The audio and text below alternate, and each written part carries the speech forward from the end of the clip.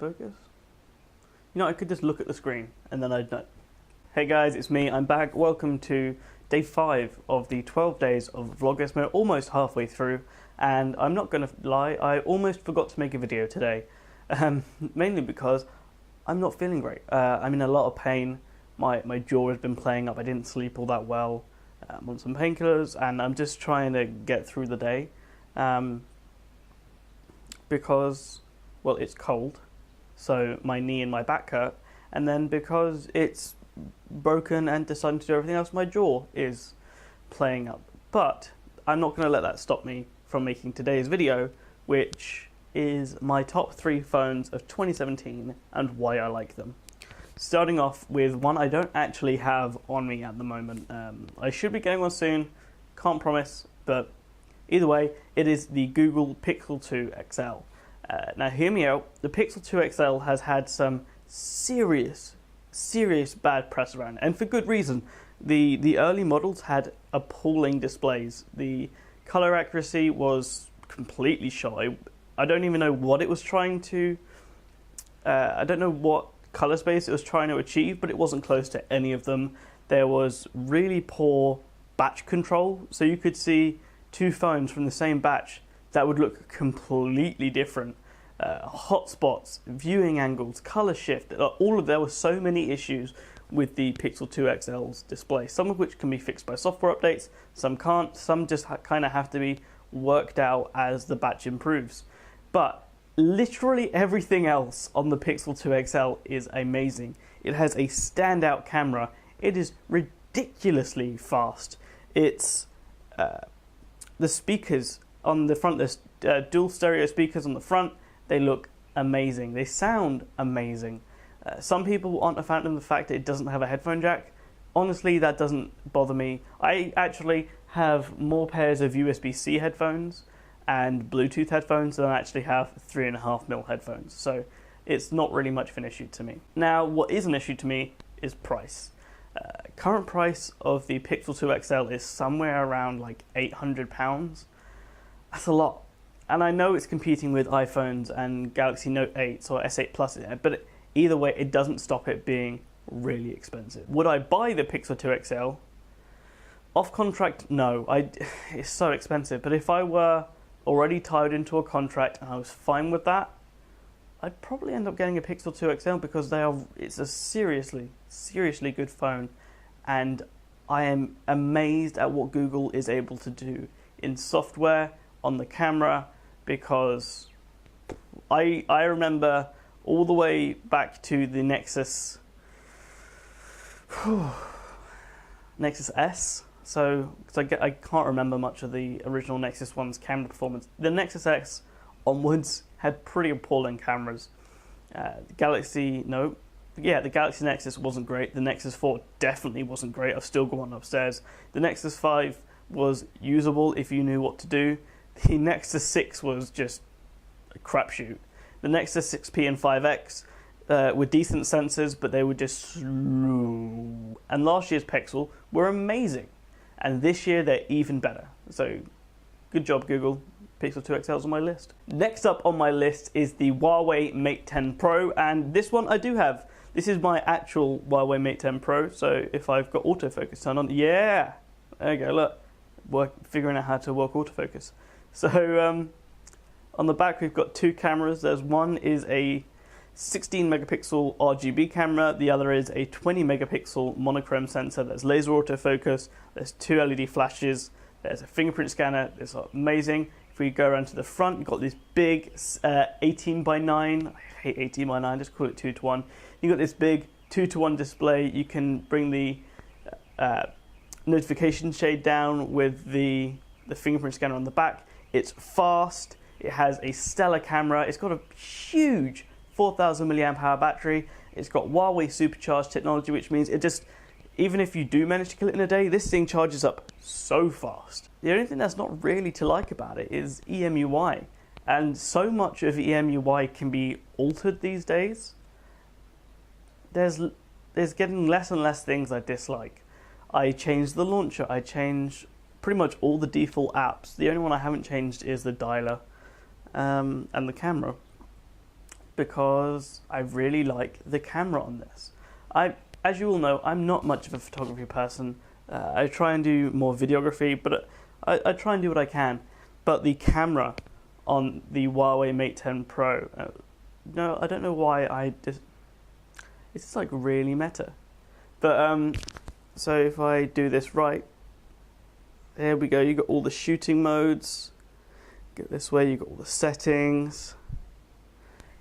Seriously though, the Mate 10 Pro's camera is really good, and I also really like the monochrome mode. So Huawei partnered with Leica for I think it's the last 2 or 3 years, since the Huawei P9 onwards, and the camera situation since then has just been, and I specifically really like the monochrome one. It just makes things look really pretty. It's crisper. It just brings out more contrast. That everything, if you know what to shoot with it, it looks really good. But not even that is my favorite feature of the Huawei Mate 10 Pro, and this actually isn't exclusive to the Mate 10 Pro, also the Mate 10. It is desktop projection. Terrible name for an amazing feature. So much like Windows 10 Continuum or DeX on Samsung devices, the USB port on this can do data, video, and power.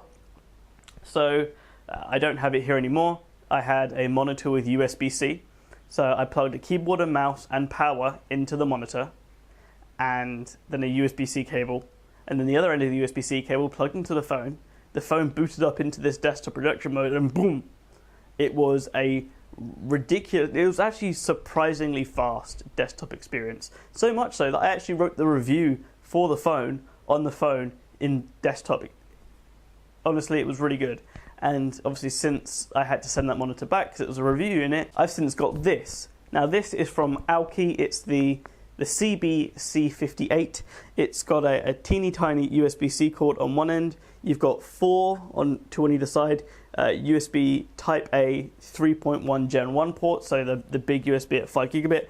On the other end, you've got USB power in and HDMI out. So I use this on some of the spare monitors I've got in the office when I really can't be bothered to power up my big computer. The only thing that really annoys me about desktop projection is that it's limited to 16:9. Because they say it's limited to 1080p, but it's limited to 16:9 because my monitor is 2560 by 1080, so it's a wide 1080p. It doesn't work. And the monitor I tested it on that did work was 2560 by 1440, so they could interpolate. I would like to see more resolution supported so I can use it way more often. And lastly, if you didn't see this coming, you obviously haven't been paying attention to me much this year. It's the BlackBerry Key One. This is specifically the black edition. This is actually one of my personal units. It's really hard to... Come on. There you go. This is actually one of my personal units. I've got 3 Key Ones. One's broken, one's a replacement for the broken one, and then I've got this.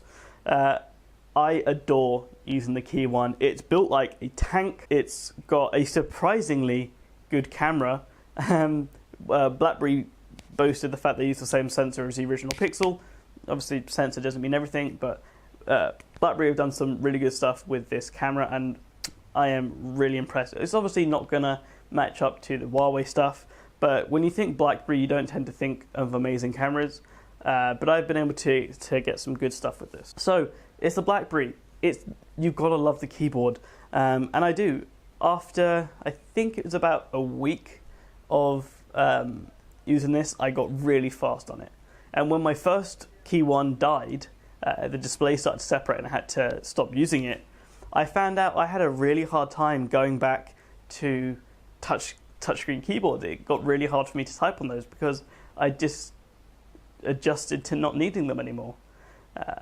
What else? The battery, 2 days. 2 days battery life is the rule, not the exception. I don't have to worry about whether or not I'm going to make it into the second day. I don't have to turn it off when I go to sleep. I mean, I do that anyway, but I don't have to. I can go to bed with 60% and wake up with 55 and know I will be able to finish the day out. Also, despite this huge 3,505 milliamp hour battery, it charges up really fast thanks to Quick Charge 3.0, and yes, they include a fast charger in the box. Now, is there anything I don't like about the Key One? Yes. If I had to be brutally honest, I despise capacitive buttons. So if I, come on, you're going to focus. Come on, you were doing so good earlier. There you go.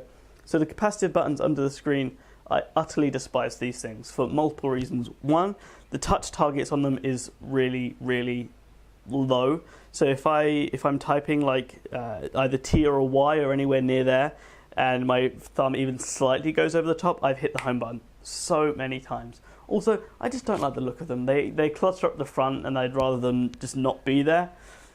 Also, if you got rid of them and went to on-screen keys, kept the same aspect ratio of the display, you could shrink it, because it is somewhat of a tall phone despite only having a 4.5-inch screen. And actually, if I put these two side by side, the Key 1 and the Mate 10 Pro are pretty much the same height, despite one having a 6-inch screen and the other having a 4.5-inch screen. So these are the three phones I utterly love this year, and a brief reason of why. There is a reason I'm still using my Key 1 whenever I'm not reviewing a phone. There's a reason in my other pocket is the Mate 10 Pro, because that camera and that keyboard and that battery life, they are so good. Anyway, that has been it for Vlogmas Day 5. Like I said, we're nearly halfway through. I haven't decided which video is coming tomorrow, but it might be something to do with the fact that I recently got a haircut and it's pretty much no longer grey. Who knows? Anyway, like I said, you can find me at mobile_dom on pretty much every social media: Instagram, Snapchat, and Twitter. Until tomorrow, see you guys.